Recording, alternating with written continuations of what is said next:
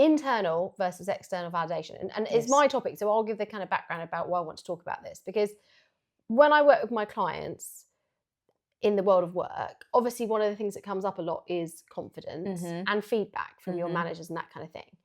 And one of the things that I see sometimes is out of whack for my clients is how they decide how they feel about themselves. And so this is where we talk about internal versus external validation. So internal validation is you deciding how you feel about yourself. And external validation is you getting validated from other people, which can be feedback, people saying nice things to you. Yes. And what I want to talk about today is the balance between that, because some people say, well, you shouldn't need any external validation. I don't agree with that. No. But also, if you're overly reliant on it, I want to talk about the impact that has on you and how to build the internal validation. Because if, to be fair, we'll talk about it, you can be out of whack both ways. And it's just a really good structure to understand your sense of self. And one of the reasons I wanted to bring this up was I had a client this week who I was talking to, and I asked them about their preference about something. And they said, I don't know. I don't know what I want. Okay. And I do think sometimes if we're overly concerned about other people's opinions, we start shaping our preferences according to how people are responding to them. Yeah. Oh, I don't mind what we do. What do you want to do? Because you're trying to fit in, or because you start expressing your preference and you're reading the other person's expression. And if they validate you and respond really well to the thing you say, they're like green lights. Yeah, exactly. And if you look at them and they look unhappy with what you're saying, you change direction. And if we talked in our saboteurs, if you're a people pleaser, this gets even worse. And so you can get to the point that you don't know what you want or need, and you don't know how you feel about yourself. And this isn't just one client. I've had lots of clients where I say, well, what do you think about yourself? Or how do you think you're doing in their job? And they don't know. Yeah. Okay. So that's why I thought it would be a really good topic to talk about, so people themselves can check in and get a balance in how they're being validated. Nice. I love this. And okay, do you want to talk about, like, just explain what those two things look like to start off with? Yeah. So first of all, external validation is really simple. It's, we You do look it amazing. But we do that to each other all the time. Like, Yeah. you are my biggest cheerleader. Whenever I see you say something lovely, and I love you for it. So external validation is someone saying, you did a great job, you look lovely. It can be feedback at work. It could be a client emailing you saying thank you as an external validation. And so as human beings, we actually need that because it's information. Yes. And we're meant to live in a tribe. Validation of the tribe. So if you're in the tribe and no one ever says anything nice to you, it's kind of the sign that you're kind of out of the tribe. Yeah. And then that hits on survival. So actually, some people say, oh, we shouldn't care what other people think. Actually, we need that for relationships. So external validation is when people say, that's going well, or you're doing a good job, that kind of thing. And sometimes we need that too much because we don't have a strong enough sense of self. Yeah. And we don't value ourselves. So our whole sense of self and our self-worth is based on being externally validated. And so we see that in work, where people don't have any confidence unless their boss tells them they're doing a good job. We see that in relationships, where someone constantly needs to be kind of reaffirmed by their partner. Again, all of these things, you need a healthy level of it, but when it's this constant need. And so what happens is, if you don't have enough internal validation, you are too reliant on external validation to give you a sense that you're a good person or you're doing a good thing. And the danger with that is you cannot rely on other people. So I've had a client where they had a boss who validated them all the time, so they felt lovely. And then they got a new boss who never says anything, except if there's a problem. But they didn't even say that very often. They just never say anything. And this person has gone into a crisis because they now think they're bad at their job. Nothing's changed. They're perfectly good at their job. But because they're not getting that external validation and they're too reliant on it. So that's the downside of, if you're just too reliant on that, is that then your kind of mood is really hostage to the external validation. Now, on the flip side, the internal validation is where, and one of the things I really want to get into today is how to internally validate. So we'll come on to that. But the internal validation is you having a strong sense of yourself, you knowing if you've done a good job, you saying, yeah, actually I did a good job, or I messed up, but you decide that. And generally, it's sufficiently positive that even if you go to work and no one says anything nice, or they even say something critical, or even if you are having a bit of a bump with your partner, you still have a strong enough internal validation that you still go, I'm still a good person, or I'm a good friend, or I'm a good colleague. And so you're not crushed by that. Now, that can go too far the other way as well. There are people who overly internally validate. You're laughing at this. We've all worked with them, where you could give them any kind of feedback about how they're not doing well, but they think they're amazing. Yeah. And I was actually listening to the Goop podcast, but Cara Swisher was on it recently. And Cara Swisher is an amazing commentator on the tech world. And I've been listening to her for years. And she was talking about the difference actually between men and women asking for promotions and pay rises, and how the women would never ask and she'd have to give them. And she said, she had this guy come in asking for a pay rise. And she said, I'm actually thinking about firing you. and he seemed really confused by this. And she said, but we've had lots of performance conversations where I've told you you're not very good at your job. But this guy was internally validating so much that he didn't even hear the feedback was coming in. He's just like, oh, I'm acing it. Yeah. And so he's become detached from reality. Yeah. So it's not that it's just great to constantly internally validate and feel good about yourself. It's good to feel good about yourself. But if you do that too much without having any weight to external validation, you actually stop having a realistic sense of how other people perceive you. And we do live in a tribe, and we do need to function. This guy's basically going to lose his job because he's not placed any weight on external validation. So that's where there is a balance in this. And it's the first check-in is, how much do I value other people's opinions of me, and how much do I value my own, and how is the way I behave in both of those areas impacting my life? Yeah, and if I suppose like maybe a good way to do it to make it sort of real to your brain is you can even make you can give it a percentage. So you could see if the percentage is in balance. Yes. For versus am I like 60-40, 50-50, 70-30? My maths brain went off. No, but it changes. I think about when I first started in banking, and I felt like I didn't know anything, which I didn't. And I felt like I was going to get fired every day.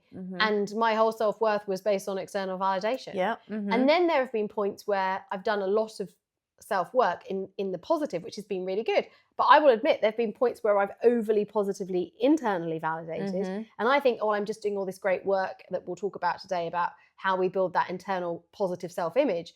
But you can go too far with that, where you're then not giving enough weight to other people's opinions, or even just showing enough consideration to other people's opinions. And sometimes in life, the pendulum swings. For sure. Like when you realise you've been so hard on yourself, you can kind of get a bit annoyed about it and swing the other way and just be like, I'm just going to live in this happy bubble where everything I do is amazing. Yeah. And you can live there for a bit. But the real world, it sits somewhere in the middle. That's nice. And then do you think if you are lower on your internal value in validation, and I think you said valuation, you can tell my old banking world came back out then. Exactly. So if you're lower on your internal validation versus if people are giving you external validation, is there weight in saying to yourself, okay, if I critically assess what these people are saying, is it true? And then can you use that to boost your internal validation? Can you do that? Yes, I do think there is that kind of integrating what you're hearing. So sometimes I get clients where they're being told they're amazing, but they can't hear it. Yes. Or actually, I ran a workshop recently and I said, who here doesn't like receiving positive feedback? And someone put their hand up and said, I hate it. It makes you feel awkward, it makes right? It's really uncomfortable. But it's like, okay, well, can you integrate some of that? Can you, especially talking through with a coach, I'll say, well, is that true? Why are they saying that? Why are they saying that you're great at the job, but you feel like you're not? So I think, and that's where it's kind of looking at evidence. Yes, exactly. To back up what you're telling yourself as well. So you're not overly optimistic or overly negative. Let's just look at some of the facts. Yes. And one piece of information is the feedback people are giving you. Yes. And I think it's like you said, it's like your brain loves that real world evidence. And then it's like you can then make your assessment of okay, even if you're not say they're praising you to the hilt and you're I feel slightly awkward and uncomfortable, maybe you can just even acknowledge it by going maybe there's some truth in what they say. Yes. I can just open that up and just explore it. Maybe I am sort of good at doing this thing. Well, and another thing with clients is sometimes they just say, well, they're just saying that. Yes. But that's fine. Look at the evidence. So I'll say, well, okay, forget what they've said. When they need help on that task, who do they come to in the office? Yes. Oh, you. Yeah. Okay. Did the client wanted a result? Did you get the client the result? Yes. Yes. So even if we take out the words, yes, look at people's actions. Mm-hmm. Okay, sometimes there are people who also don't like giving validation. This is really interesting. People who don't like giving praise. I love telling people when they've done a great job. I think it's such a gift, but some people find that really difficult for other reasons, and it comes back to patterns of behavior. So you might be like, oh, that person doesn't value me, that person doesn't love me, because they're not giving words of affirmation. Yes.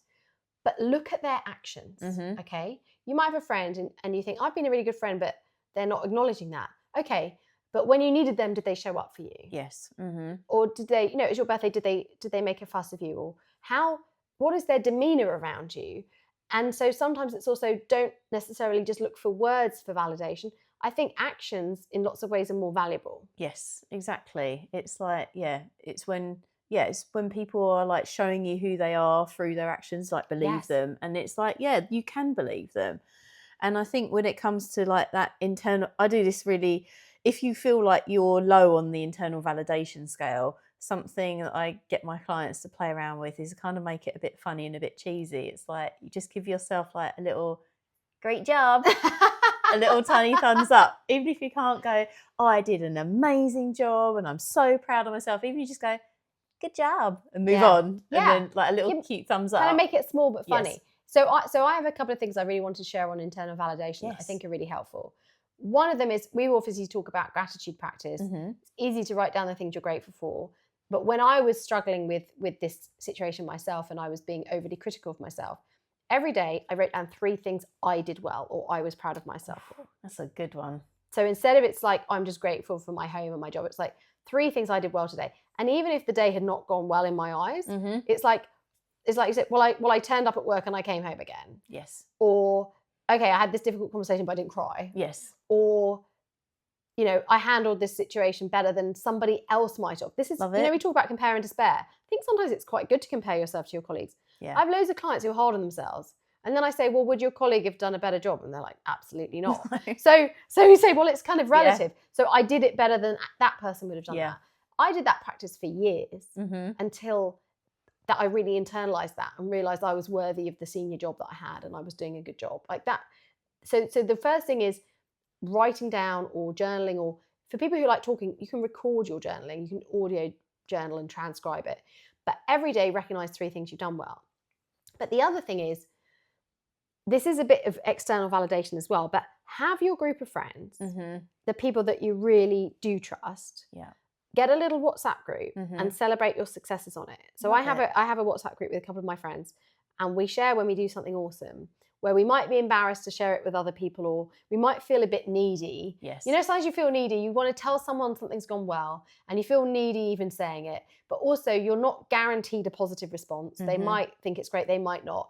And is there anything worse than feeling like you've achieved something and then telling someone and then them not seeming remotely impressed by it, right? Yeah. So we've got this little core group, the circle of trust of people who, if I message them and say I've done something, oh my God, they're like absolute cheerleaders and they're all over it and they're like, wow, that's amazing. It's like a guaranteed WhatsApp validation group. So set that up with people who you can really trust. And I wouldn't recommend doing it with your partner. No. Because they might be your biggest cheerleader, which they should be, but they also might have had a bad day at work. Yeah. So you need your friends, your fellow bad bitches, and get that little validation group going.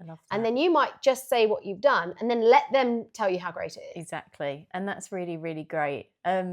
I do something that I call 10 fingers, 10 things. It sounds really perverse when I say it out loud. That's a bit wrong. But in the similar way of like writing down the 3 things you did well, I will get into bed, and even if I've had a poo day, I will literally, because I have obviously 10 fingers, I will literally lie in bed. It's great in terms of habit stacking because it's what I have to do at the end of the day. And I will open up my hands and I'll be like, right, 10 things that you've done okay at today. Right. Or think 10 things to move you forward, like 10 things that you've done well. And I will just count them off, even if they're tiny. Like I can't think of anything. I got dressed, exactly. Basic. Yes, exactly. What do we talk about? Like everyone's fed, no one's dead. Exactly. All these things. Yeah. It's like because it's just because in terms of that validation and even that comparison piece, your reality is very different from anyone else's. It's different. Your experience and your life experience and what led you to this point is different from anyone else's. So what is a success to you at this moment in time is a success to you. And that's perfect and that's fine. So take your wins that mean something to you. Don't be worrying about what everyone else is doing on Instagram and winning Nobel Prizes and all that sort of thing. This is your reality, and you can, and actually, if you feel like you want to sort of step forward, acknowledging the stuff you've done well and not beating yourself up, giving yourself some internal validation is the quickest way to move forward. You just reminded me saying that, actually, about often when we think of people who have achieved greatness, who have been the best at something, or we think of pop stars or sports people who've achieved that top level, a lot of them will talk about the fact that they kept going for that thing, and that all of that is external validation, because it's like the crowd adores you, or you win the sport, you're top of a league table, you're being recognized, you're getting a gold medal, and you're getting rewarded for it. That they hit the top thing, they get the top thing, and they go into crushing depression. I hear this a lot. Because their entire sense of self has come from external validation. And that's the danger. And yes, there are people listening here who aren't going to be Olympians, right? But actually thinking about, okay, you living your life, if you got the house you've got and the job you've got because your parents have told you, aren't you lucky? Isn't that how you should live your life? And people have told you, you're really lucky to be in that relationship with that person, or aren't you lucky to have that job? I mean, when I left my job in banking, quite a few people lost their minds. Really did. And some people who didn't even know me that well had quite negative reactions. Lots of people came up to me and said, I wish I could do what you're doing. I wish I was brave enough. And I thought, you can. Everyone can. But that's no shade to, I'm like, but everyone can do that. But there were also lots of people that it really triggered them. Yeah. Because to them, the success I was achieving was like really impressive. And it was also what everyone tells you should want. Everyone tells you should want the impressive job title, the big salary, the certain kind of house, a certain kind of lifestyle. So, but because I'd done a lot of internal validation, I was able to walk away from that. But a lot of people could not understand how I could walk away from that, and everyone telling you, people telling you your life is perfect, people telling you, oh, that like everything's amazing. And so there are people, I think, who are living their entire lives through what's been externally validated. They're choosing things because people have told them they're lucky to have that, or that's how they should be. And again, if you're struggling with that, that's why I've written a coaching book, Maximum You, that you can just ask yourself those questions that help you start to separate out, am I doing this because it's really meaningful and fulfilling to me? Or am I doing it just because people keep validating these decisions and these steps I'm taking? But actually, if you step back, is this really what I want? Is this really what makes me happy? And when you've done a lot of internal validation work, you're able to make those decisions, and people will say, that's really brave. It didn't feel brave to me. It felt like the only choice was to do the thing that was right for me in that moment. I love that. Okay.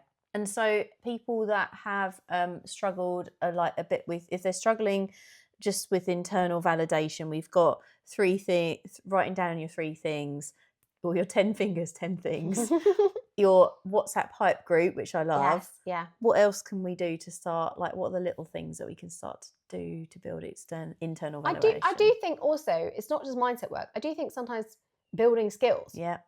So saying, okay, like with clients, they might lack confidence in an area, and we'll talk about the mindset work, but I'll also say, okay, what can you go away and learn? Like a client of mine had to have a new type of conversation as he's gotten more senior.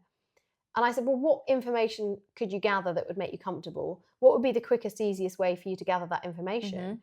And go and build the skill, and then go and use the skill, and your brain sees you applying the knowledge, sees you being good at the thing, and that builds that internal validation. Nice. So I do think there's also just applying yourself as a way of doing it.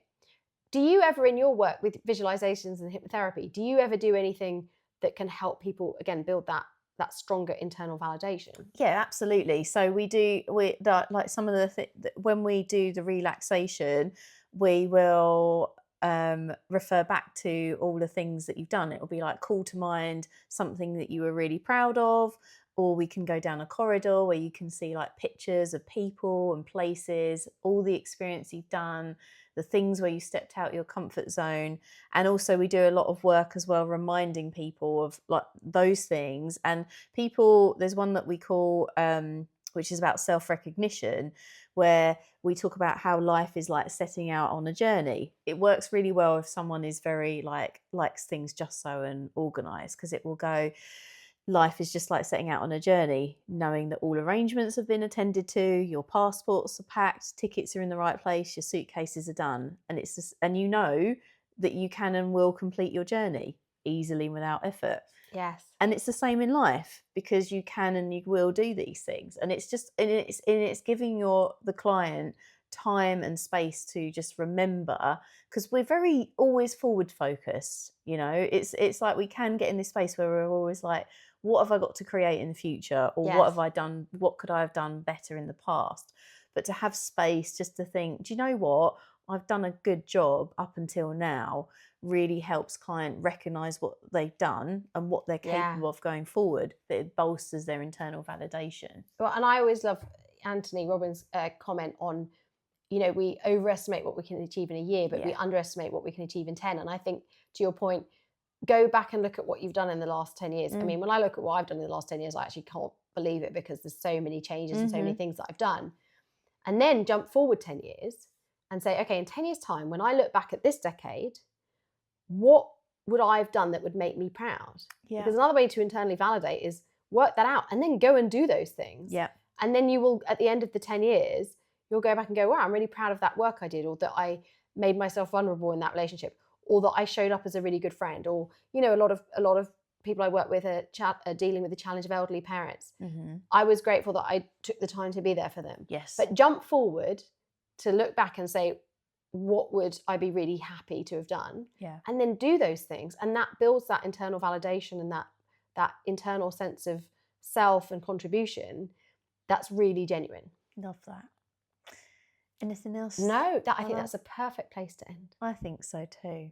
We hope you've enjoyed this episode, my lovelies. If, again, as always, if you've got any questions, if you want to know anything or any topics you want us to talk about, please do reach out. And similarly, if you feel like there's anyone you know that will benefit from hearing about this topic, someone that is awesome and clearly needs to maybe realise that they're awesome, please share this episode with them. And we look forward to seeing you again very soon.